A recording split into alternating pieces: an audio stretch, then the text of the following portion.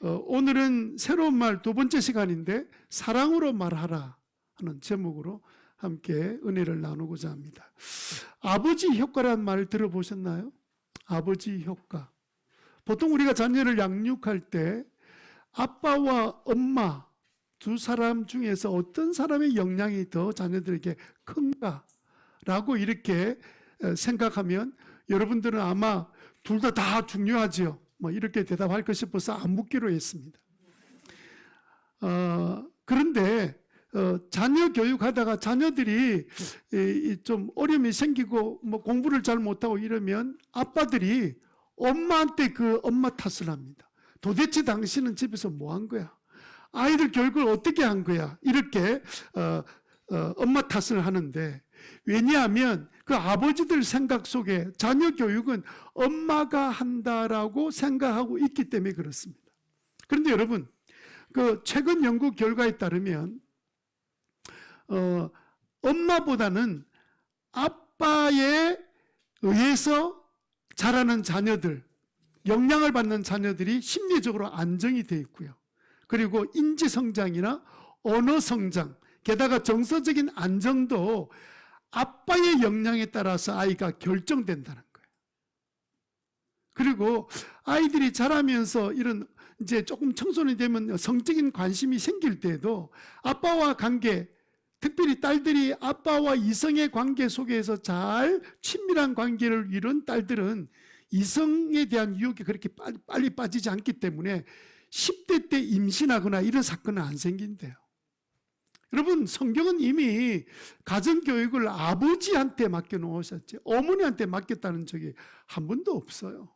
그러니까 이 세상 사는 거 보면요, 계속해서 가정이 어렵고 힘들고 이러면 나중에 막 분석해서 원인이 나옵니다. 그래서 아버지의 영향이 제일 크다 해서 나온 말이 아버지 효과인데, 계속해서 성경은 미리 이야기한 내용들을 하나하나 찾아내면서도 대단히 발견한 것처럼 오해를 하는 거예요. 성경이 다 있는 내용이에요. 그래서 여러분, 과학이 발달되면 발달될수록 성경의 말들이 사실이란 사실을 증명해내고 있다. 고고학이 막 발달이 되어서 유물이 나오잖아요. 그럼 성경이 역사적으로 이 하나님의 역사가 옛 과거의 성경대로 기록된 대로 이루어졌다는 사실을 입증하는 내용들이 계속 나오고 있거든요. 우리는 과학하면 성경의 내용은 과학이 아니라고 자꾸 오해를 해요. 몇 년 전에 여성가족부에서 가족 실태 조사를 하고 난 다음에 발표를 했는데, 제가 얼마 전에도 이 말씀 드렸습니다. 자녀가 고민이 생겼을 때 제일 먼저 아버지에게 묻는다라고 생각하는 아버지는 몇 프로가 나왔냐면 50.8%. 아버지는 그렇게 생각하는 거예요. 자녀가 문제가 생기면 제일 먼저 나에게 찾아와서 의논할 것이다 라고 자신 있게 대답한 사람이 50.8%. 그런데 똑같은 질문을 자녀에게 했는데, 자녀들은 자기 문제를 아버지에 가서 의논하겠다는 자녀들은 4% 받게 되지 않는다. 제가 말씀을 지난번에도 드렸는데, 이런 그 아버지는 아이에 대한 관심과 사랑을 갖고 있기 때문에 어뢰 그렇게 할 거라고 생각하고 있는데, 실제로 자녀들은 그 아버지의 관계가 그렇게 친밀해 있지 않다는 뜻이에요. 이런 그 부모, 아버지와 자녀의 관계를 사자성어로 뭐라는 줄 압니까? 동상이몽. 한 집에 사는데 생각을 다 다르게 하고 있는 거예요. 그래서 이런 현상, 즉 그 아버지의 효과가 얼마나 중요한지 모른 채 그냥 아버지는 직장인이라 열심히 하고 자기 취미생활이나 하고 이렇게 돼도 된다고 했던 그 자녀들 지금 보세요. 부모와 자녀의 친밀한 대화가 이루어지는지. 근데 자녀들한테 말도 못해요. 특히 결혼한 자녀들한테는요, 좀 부모가 하고 싶은 이야기 있으면 불러다가 너 좀 어떻게 생각 이렇게 말하면 좋은데 말을 못하는 거예요. 부모가 자녀들이 당장 부모한테 항의를 하는 말들을 듣기 때문에 그렇습니다. 왜 이런 현상이 생기느냐? 아버지, 부모의 본인의 입장에서는 자녀들밖에 관심이 없잖아요. 그래서 관심과 사랑을 다 가득 가지고 있기 때문에 나는 이 사랑과 관심이 충분히 자녀들에게 전달되었다고 생각하는데, 정작 자녀들은 그런 관심과 사랑을 전달받은 적이 없다, 이렇게 느끼고 산다는 거예요. 이것은요, 사랑하는 것과 사랑을 받은 상대방이 사랑을 느끼는 것과는 전혀 다른 문제라는 사실을 우리가 알 수 있게 됩니다. 다행스러운 것은 뭐냐면 우리는 하나님을 믿는 사람들입니다. 그죠?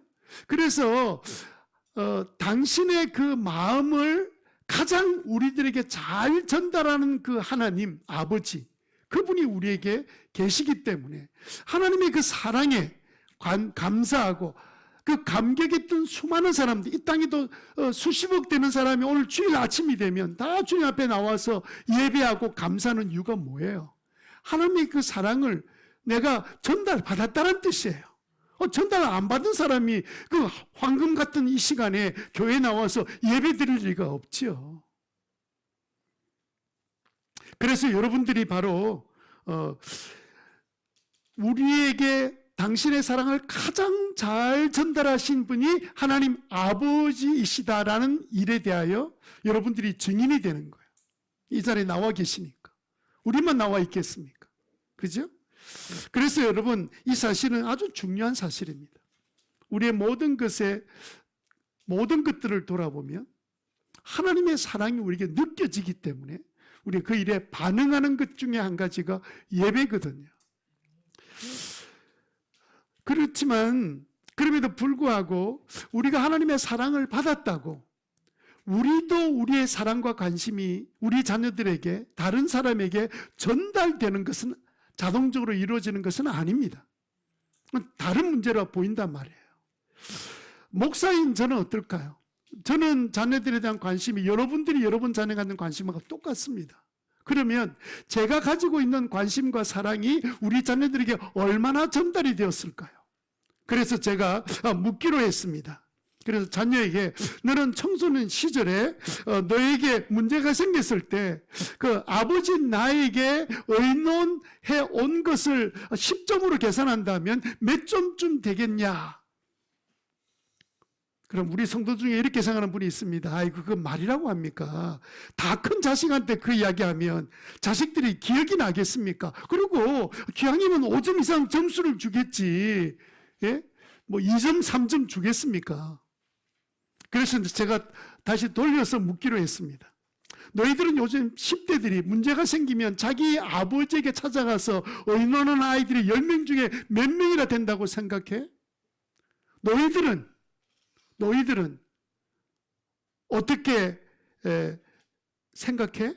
너희들은 어떻게 했어? 이렇게 설교 시간에 내가 해야 될 이야기이기 때문에 그렇게 묻는 거야 라고 말하려고 했는데 다행히 한 놈도 전화를 안 받아가지고 물어볼 수가 없었습니다. 얼마나 다행인지 모릅니다. 여러분은 어떻습니까? 여러분은 여러분의 사랑과 관심을 베푸는 대상이 있잖아요. 그게 자녀든 아내든 남편이든 여러분의 모건이든 여러분들이 만나고 싶어하는 VIP든 여러분이 그런 마음 가지고 있는데 그 사랑과 관심이 상대방에게 잘 전달되고 있다고 생각하세요? 잘 표현하고 있다고 생각하세요? 여러분 자녀들은 마음을 열고 부모인 여러분과 대화를 하기를 원한다고 생각하십니까? 1번 그렇다, 2번 아니다, 3번 모르겠다. 제일 큰 문제는요, 3번이 제일 큰 문제입니다. 자기 문제가 뭔지를 모르기 때문에 그래요. 차라리 모르겠다라기보다는 아니다 이러면 지금부터라도 어떻게 하면 자녀와 대화할 수 있는 부모가 될 수 있을까 고민을 하면 이 문제 해결을 할 수 있는 문제거든요. 해결이 안 되는 문제가 아니란 말이에요. 왜 사랑하는데? 그리고 오직 그냥 사랑했다면 부모들은 자녀밖에 없잖아요. 그렇게 평생을 사랑했는데 왜 내 자식은 내 마음, 내 사랑을 몰라주는 거야? 속상하는 일 아닙니까?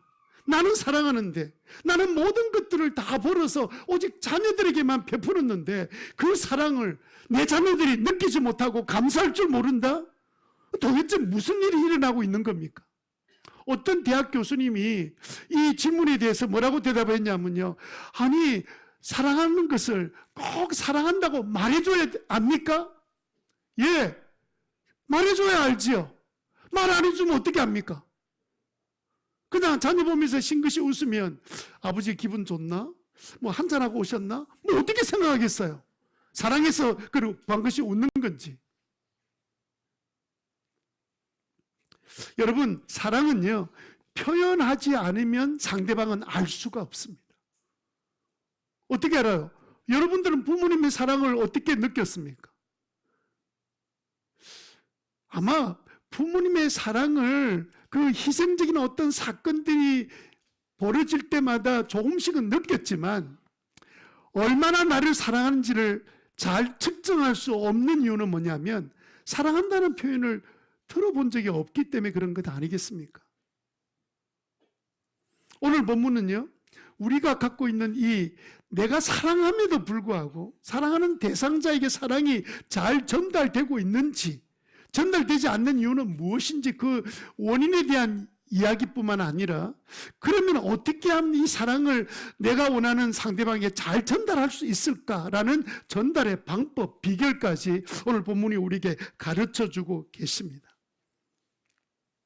그래서 여러분, 우리가 관심을 갖고 있는 우리 자녀뿐만 아니라 우리의 부모님이라 하더라도 이성간의 사랑이라 하더라도 목자 목녀의 사랑이나 교사들의 그 사랑조차도 우리가 특별히 기도하는 VIP에게도 우리의 사랑이 전달돼야 그들이 마음을 열고 그 초청에 응하게 되는 거지. 그들이 사랑을 느끼지 않은데 우리의 초청에 응할 리가 전혀 없는 거죠. 어떻게 하면 우리의 사랑을 전할 수 있을까요? 만약에 우리가 사랑을 하는데도 불구하고 사랑이 전달되지 않는다면 우리의 사랑은 어떻게 되는 겁니까? 첫 번째로 먼지처럼 사라져요. 사라지는 겁니다. 여러분, 사랑이 전달되지 않았다. 사랑하는데 그건 사랑이 아닙니다. 아니, 전달 안 되는데 그게 무슨 사랑이에요? 물론 짝사랑도 사랑이기는 합니다만은, 그래서 여러분 아무리 사랑한다 하더라도 전달되지 않았다면 그 사랑은 먼지가 그냥 날아가는 것처럼 다 사라지는 거예요. 없어지는 거예요. 아무 소용이 없는 거예요. 오늘 본문에 보니까 뭐라고 되어 있냐면 nothing, 아무것도 아니다.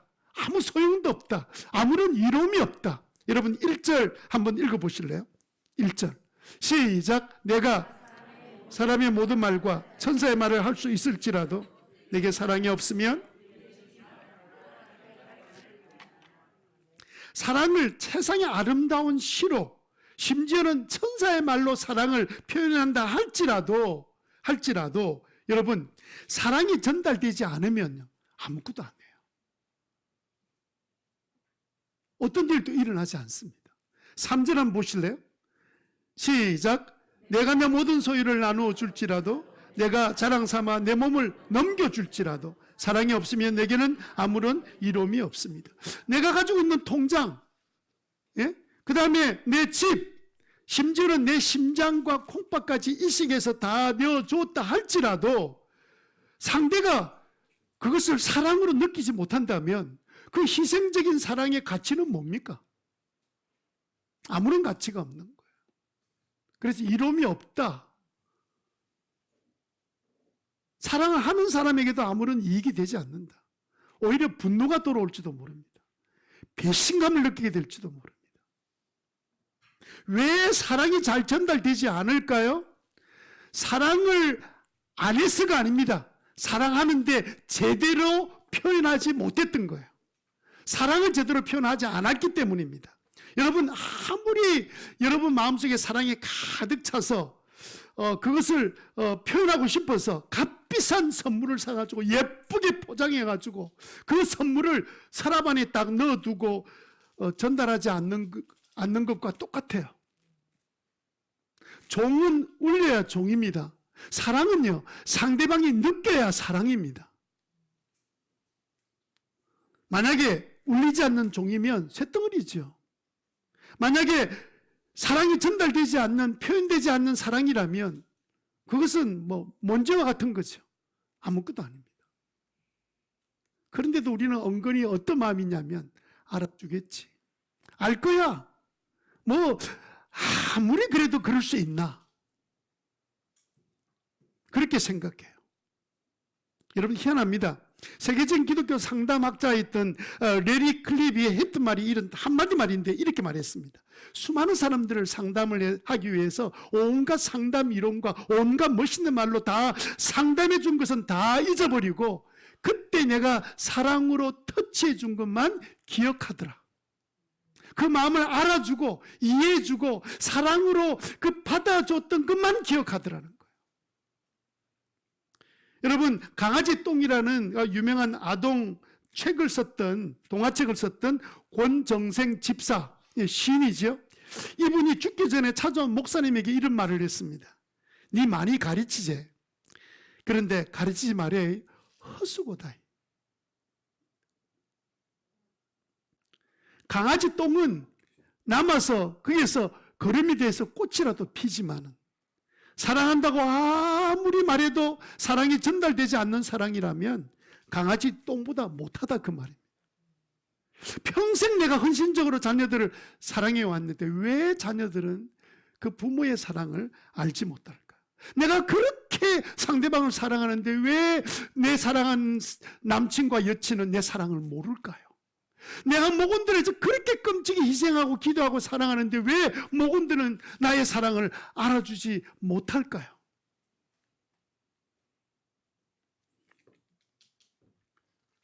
어버이날 한 포털 사이트, 코털 사이트가 아닙니다. 혹시 또 착각할라. 포털 사이트에서 대학생 644명을 대상으로 설문조사를 했습니다.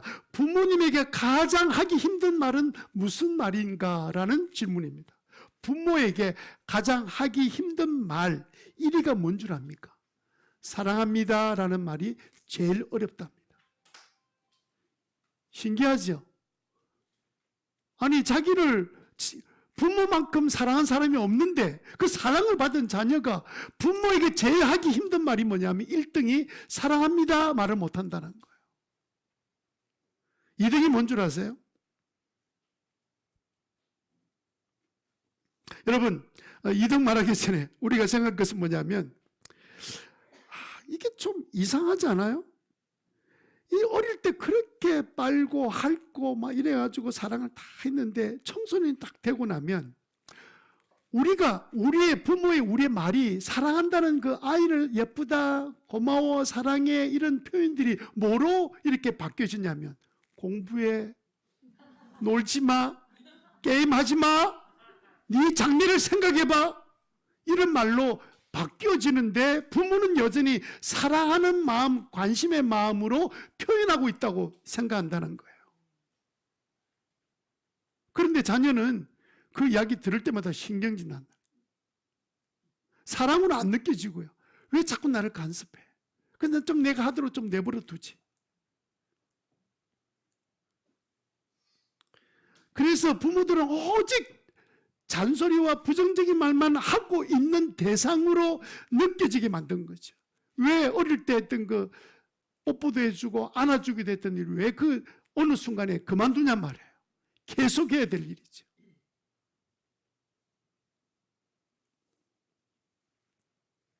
여러분 이게요 우리는 이게 오랜 전통과 문화 때문에 그럴 수 있습니다. 자녀가 와도 안아주지 못하고 사랑한다 말 못하고 그것이 마치 그게 예인 것처럼 그렇게 우리가 듣고 저도 그렇게 그런 분위기 가운데 자랐습니다. 그런데 누굽니까? 그 자녀가 내가 제일 사랑하는 대상이잖아요. 그런데 사랑한다는 말을 못해요.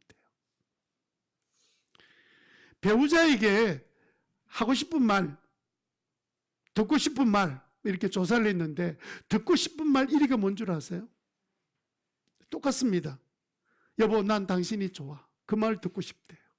그 부모가 자녀에게 사랑한다는 말 듣고 싶은 것처럼 그렇게 1등이 나왔습니다. 그 배우자가 듣고 싶은 이해가 뭔 줄 아세요? 다시 태어나도 나는 당신과 결혼할 거야. 요거는 좀 사실 확인이 필요합니다. 사람마다 좀 다른 것 같아요.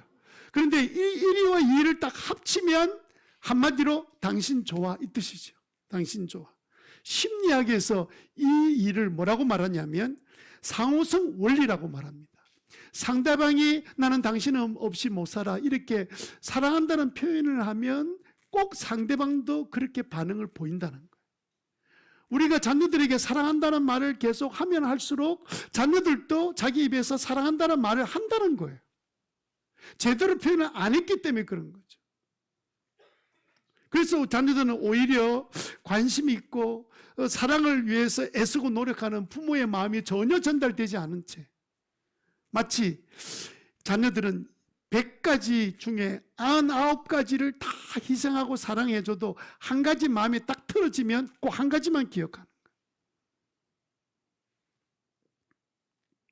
그러면 상대방이 사랑을 느끼도록 표현하려면 어떻게 하면 우리가 표현할 수 있겠습니까? 두 번째는요, 우리 마음에 꽉꽉 채워야 합니다.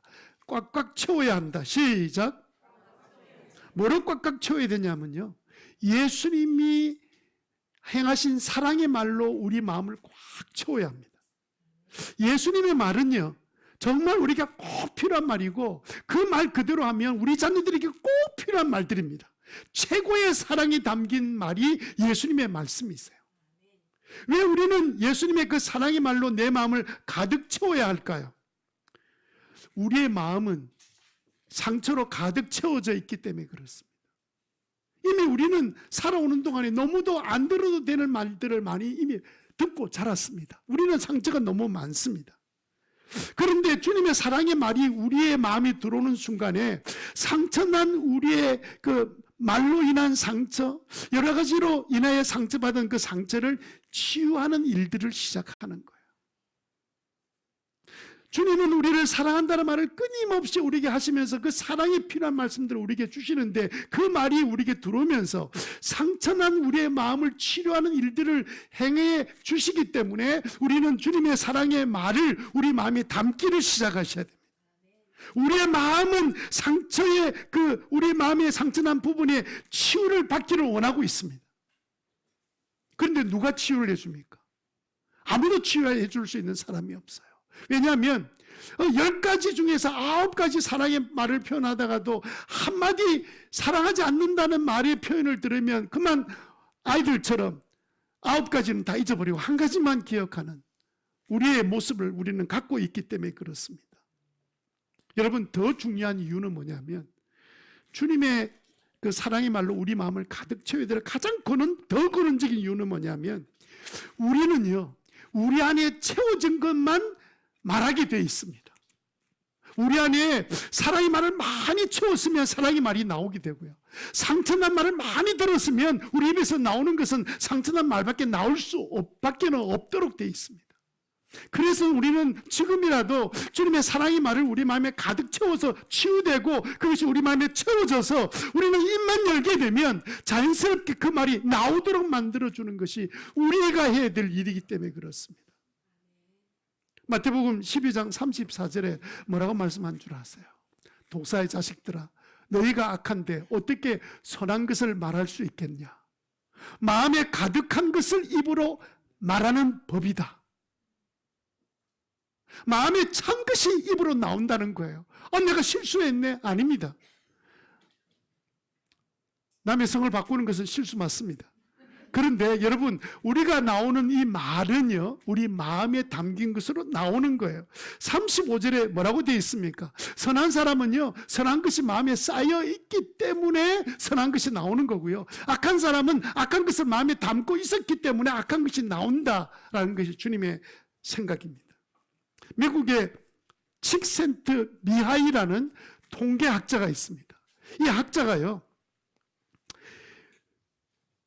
왜 사람들은 어떤 사람은 결혼 생활이 길고 어떤 사람은 결혼 생활이 짧을까? 여러 학자들이 막 여러 가지로 설명을 하고 있는데 이분은요, 통계학자니까 통계를 낸 거예요. 어떤 가정이 오래오래 사는가? 어떤 가정이 나중에 같이 살 수 없는 자리에 들어가게 되는가를 통계 조사를 했습니다. 근데 이분은요, 사람은 두 가지 말을 한다는 거예요. 딱 나누면 하나는 칭찬하는 말, 하나는 비난하는 말, 이렇게 한다는 거예요. 그런데 5대1로 하는 사람, 5대1로 하는 가정, 칭찬 5가지에 비난하는 것을 한 가지 하는 가정은 잘 살더라는 거예요. 그런데 이게 4대1로 내려가고 이렇게 칭찬 4번, 한 번 비난한 가정은 불안해지다가 3대1로 내려가고 3가지 칭찬하고 1가지 비난한 그 가정은 싸우기 시작하더라는 거예요. 지금 통계 숫자입니다. 물론 대상은 미국 사람입니다. 1대1이 딱 되니까 헤어지더라는 거예요. 칭찬 1가지도 하고 비난도 1가지 하면 그때는 헤어지더라는 거예요. 행복한 가정은 5대1에서 6대1로 7대1로 점점 변화되는 가정은 행복해지더라는 거예요. 저는 우리 교회, 우리 신호교회 성도들의 가정에 그 목표는 10대1로 정했습니다. 너무 높죠? 10대1. 10가지 칭찬하고 1가지 그 비난할 말을 하더라도 지적질을 하더라도 10가지는 칭찬해야 된다. 예수님은요, 칭찬과 비난의 비율을 얼마로 잡고 사셨을까요? 10가지 중에 10가지 칭찬하시고 비난은 1가지도 한 적이 없습니다. 왜냐하면 주님이 비난하지 않았던 이유는 주님은 성령으로 충만했기 때문입니다. 예수님은 사역을 시작할 때부터 성령 충만함을 받고 시작하셨어요. 그 충만한 상태를 3년 6개월 동안 계속 유지해 가셨습니다. 그래서 우리가 사랑의 말을 전달하는 구체적인 방법을 선택할 때 첫 번째는 뭐냐면요, 매일 말씀으로 내 안을 채워야 합니다. 매일 말씀으로 채워야 됩니다.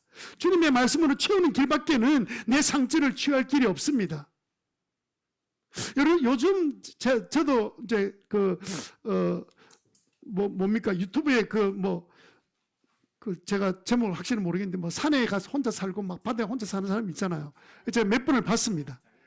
자기는 하도 사람들이 많이 본다 그래서 봤습니다. 그런데 그 보면서 결국은 그렇게 젊었을 때부터 혼자 살겠다 하게 된 그 이유를 뭘까 제 나름대로 생각해 보니까 자기 안에 채워진 것이 주님의 말씀이 채워지지 않았던 거예요. 그래서 늘 입만 열면 나중에 나는 나이 들고 이제 은퇴하고 나고 나중에 나 어떻게 되면 나는 어디 가서 살 거다. 이렇게 소망을 자꾸 갖게 된다는 거예요. 그런데 여러분, 저도 그 산에 가서 좀 살고 싶은 마음도 생기고 바닷가에서 살고 싶은 생각이 있는데 잠시라도 한 달이라도 제수살이 요즘 유명하잖아요. 그렇게 가는 거는 좀 필요하겠다 이런 생각이 들지만 혼자 어떻게 살아요? 그죠? 그래서 여러분 목표를 10대1로 여러분 지금이라도 잡고 살기를 원하시면 시간이 일한다고 피곤해서 못 나올 거는 아니면 수요 기도에서 나와서 자꾸 하나라도 자꾸 들어야 돼요.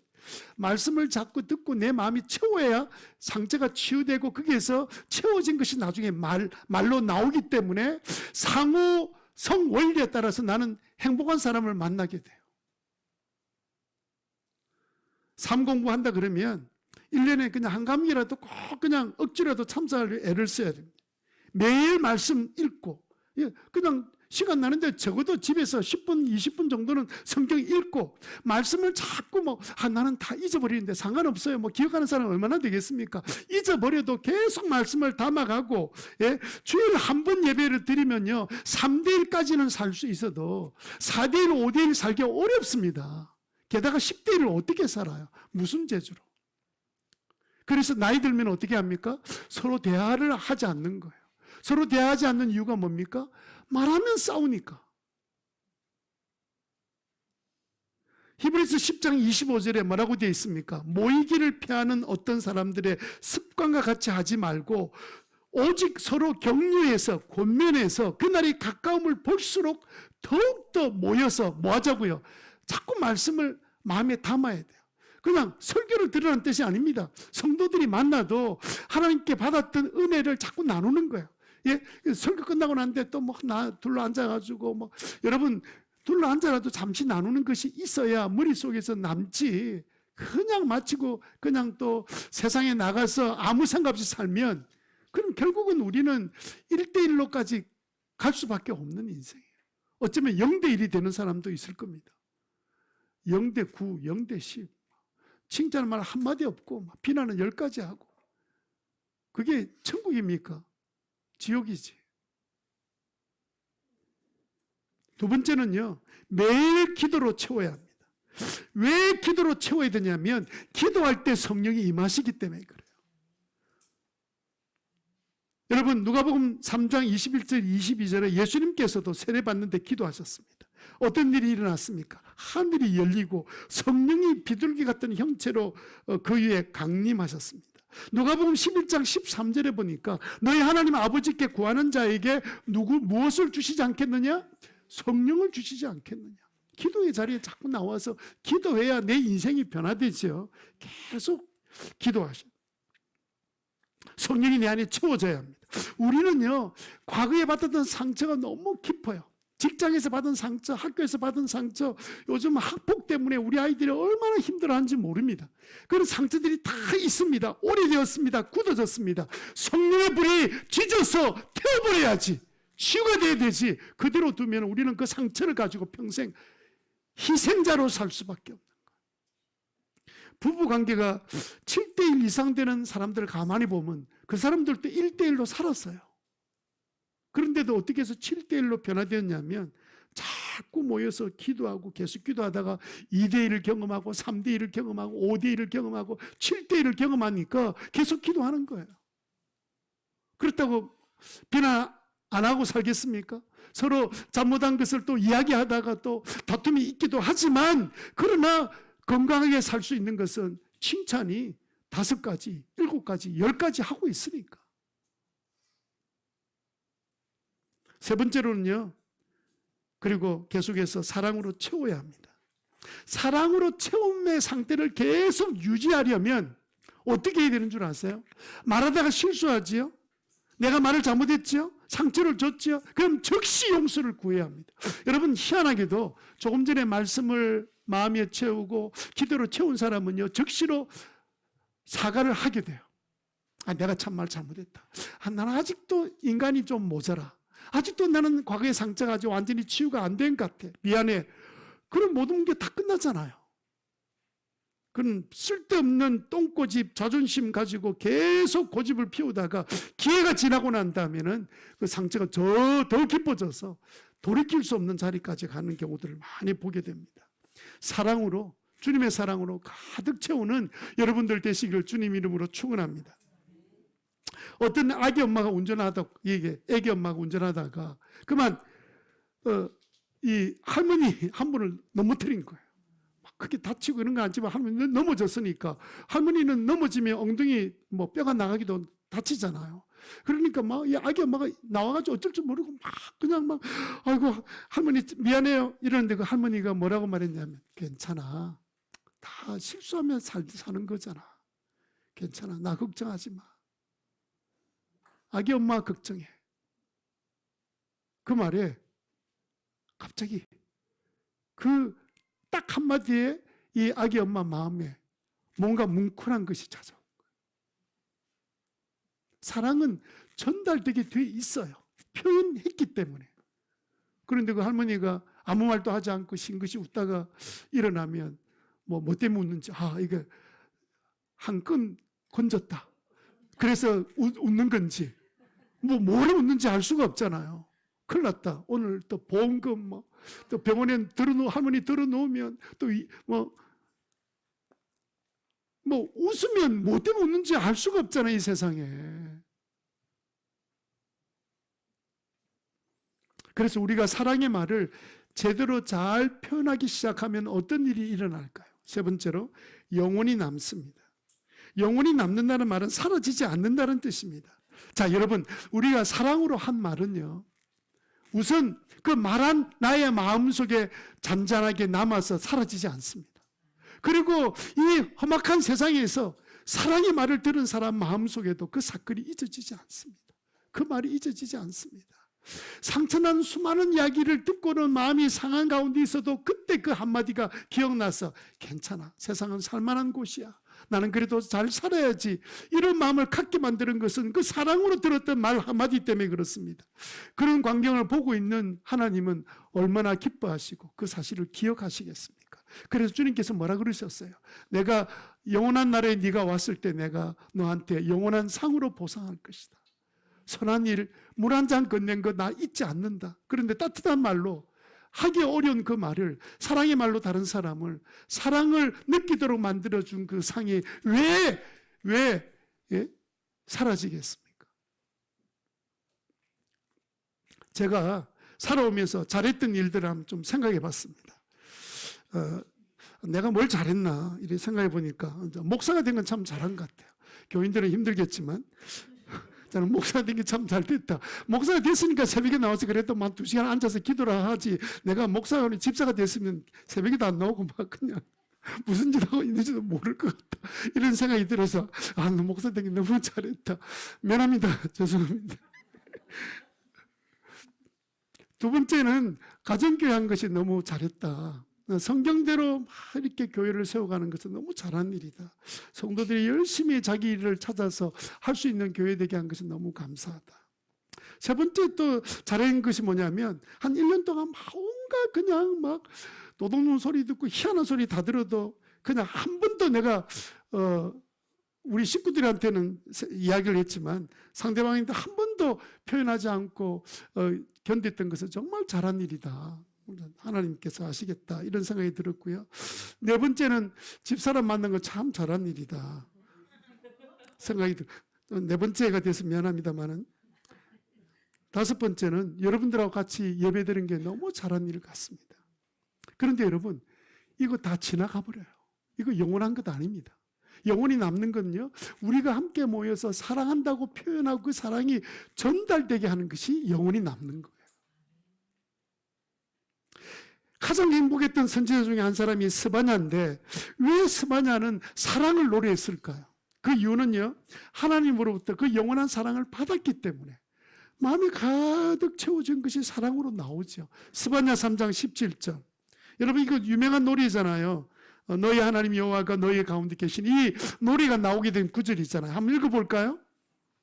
시작. 주 너희 하나님이 너와 함께 계신다. 구원을 베푸실 전능하신 하나님이시다. 너를 보고서 너를 사랑으로 새롭게 해주시고 너를 보고서 노래하며 사랑으로 날마다 나를 새롭게 한다는 사실을 알고 느끼고 체험하고 살았던 그가 그렇게 고백할 수밖에 없죠. 하나님은 그런 분이야. 사랑이 넘치시는 분이야. 그래서 여러분 우리가 사랑의 말을 사랑의 상대방이 이해하고 받아들이도록 효과적으로 전달하기 위해서 우리가 마음에 주님 말씀으로 마음에 채우고 기도로 채우고 사랑으로 채워가는 가운데 놀랍게도 나는 영원한 사랑의 사람이 되고 사랑 속에 이 땅에서 살게 될 뿐만 아니라 사랑으로 다른 사람을 치유하는 삶이 되는 그런 은혜의 삶을 살게 되는 줄 믿습니다. 우리는 사랑으로만 삽니다. 시작. 사랑은 영원합니다. 네. 저는 오늘 한 가지 신뢰를 들고 오늘 설교를 정리하려고 합니다. 한국 고아의 어머니 누군 줄 아세요? 한국 고아의 어머니 한 사람이 3,000명의 고아를 키웠던 우리나라의 고아의 어머니가 있습니다. 이분이 목포에서 사역을 했기 때문에 이분을 목포의 고아의 어머니라고 불려지는 사람입니다. 윤학자 여사입니다.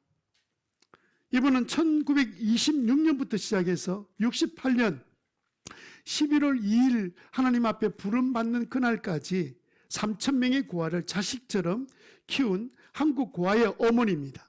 천국 가기 전에 바로 며칠 전에 자녀들을 다 불러놓고 용서를 구했습니다.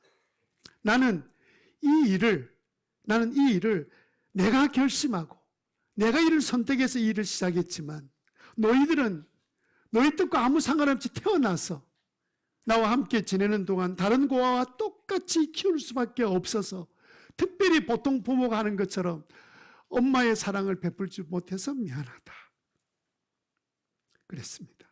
내 자녀 청미, 향미, 영화 씨가 그 자리에서 아니에요. 미안하게 생각하지 마세요. 우리가 어릴 때 자랄 때 그때는 좀 힘이 들기는 했었지만 바로 그 점이 어머니의 위대한 점이에요. 큰아들은 어머니가 떠나고 나면 이 공생원을 이어서 제가 고아를 평생 돌보도록 하겠습니다. 그렇게 약속을 했습니다. 그날 이분이 소천했던 그날 400여 명의 고아들이 있었는데 모두 통곡했답니다. 어머니가 돌아가셨다. 어머니가 돌아가셨대. 어머니. 이 소식은 라디오와 신문을 통해서 전국에 알려졌습니다. 한 원생 출신이 서울에서 택시 운전을 하고 있었는데 인천 방면으로 손님을 싣고 가다가 라디오 뉴스에 그 소식을 듣고는 쏟아지는 눈물을 참지 못해서 그 손님에게 양해를 구하고는 차를 세워놓고 눈물이 끝날 때까지 울었답니다. 부산에서 일하던 한 미용사는 그 소식을 친구들을 통해서 들었는데 하루 종일 슬퍼서 밥 한 술도 먹지 못한 채 어머니 돌아가셨는데 그 다음 말을 잊지 못했다고 합니다. 당시에 18만 명이 목표 시민의 숫자였는데 그날 장례식에 목포시가 생긴 이래로 시민장으로 처음 했던 장례식인데 그때 전국에서 3만 명이 모였습니다. 목포역 광장에서 당시에 그 시장이었던 강수성 목포시장은 고별사에서 이렇게 말했습니다. 윤학자 여사는 우리 민족이 아닙니다. 1919년에 이 나라에 와서 이 땅에 와서 일본의 죄를 씻기 위해서 고아 구제 사업에 뛰어들었습니다. 해방 후에 일본으로 돌아가기를 포기하고 평생을 헌신했습니다. 유학자 여사는 사랑의 정신으로 목포 시민뿐만 아니라 물론 우리 모든 민족의 가슴 속에 잊혀지지 않고 그 사랑은 영원히 남아 있을 것입니다. 뉴스에는 신문에는 이날 목포시는 울었습니다 라는 보도가 나왔습니다. 이분의 본명은 다우지 지즈코였습니다. 어머니의 신앙을 따라서 목포에 있는 양동교회 전도사 윤치호 전도사와 결혼했을 때 이미 윤치호 전도사는 우리나라 사람이잖아요. 고아원을 집에서 시작했는데 그것이 지금의 공생원의 시작이었는데 윤치호 전도사를 만나서 2년 동안 그 일을 돕는 동안에 하나님 말씀대로 고아와 가부를 돌보라 이 말씀에 순종해서 남편이 음식을 구하러 광주로 갔다가 돌아오지 않는 실종된 사건 이후에 혼자서 그러니까 그진 이분이 돌아가실 때까지 30년에 가까운 세월을 혼자서 2,900명의 고아를 자녀처럼 키웠습니다. 한 가지 일화 중에 제가 그분의 그 아들이 썼던 책을 보니까 일화 중에 수많은 일화들이 있습니다. 그 중에 한 가지만 소개하고 마치겠습니다. 1953년도에 휴전 바로 직전에 전쟁 중에 그때는 정부에서 15살 이상 되는 남자는 강제 징집할 수 있었습니다. 길 가다가 너 몇 살이야? 16살 이리 와 잡아가도 아무도 항의할 수 없는 시대였습니다. 길가에서 고아원을 돕기 위해서 이 아이들이 나가서 구두를 닦는 아이들이 10명이 15살 이상이 되어서 다 잡혀서 그 징집 끌려갔습니다.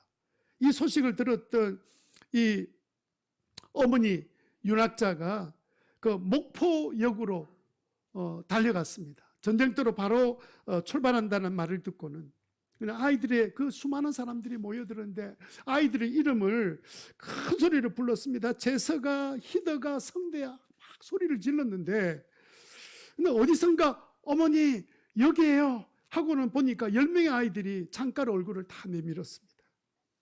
그 아이들을 보면서 봉지를 건네주면서 기차 안에서 먹어라 하고는 주먹밥이다 줬습니다. 그랬더니 아이들이 어머니 저희들은 군대에서 먹여 살려요. 우리 동생들에 갖다 주세요. 근데 어머니 한 가지 부탁이 있어요. 우리는 부모에게 버림받은 고아입니다. 그런데 어머니를 친어머니처럼 생각하고 자랐습니다. 전쟁에 가서 다시 돌아온다는 보장은 없는데 다시 한번 어머니라고 부르게 해주세요.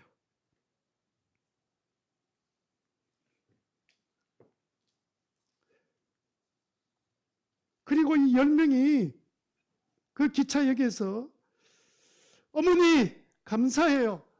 다녀오겠습니다. 그때까지 건강하세요. 하고 아이들이 떠났습니다. 15 넘는 어린 10대들이 전쟁터로 나가게 된 거죠. 그들의 입에서 나왔던 이 표현은 그 윤학자 사모였던 이분의 평소에 늘 고백이었습니다. 사랑은 전달이 되면 영원히 남아서 지금도 이 윤학자 이분을 한국의 고아의 어머니라고 불려지는, 그것도 일본인이 이 땅에 와서 그 사랑을 베풀었던 위대한 사랑을 우리에게 남겨주었습니다.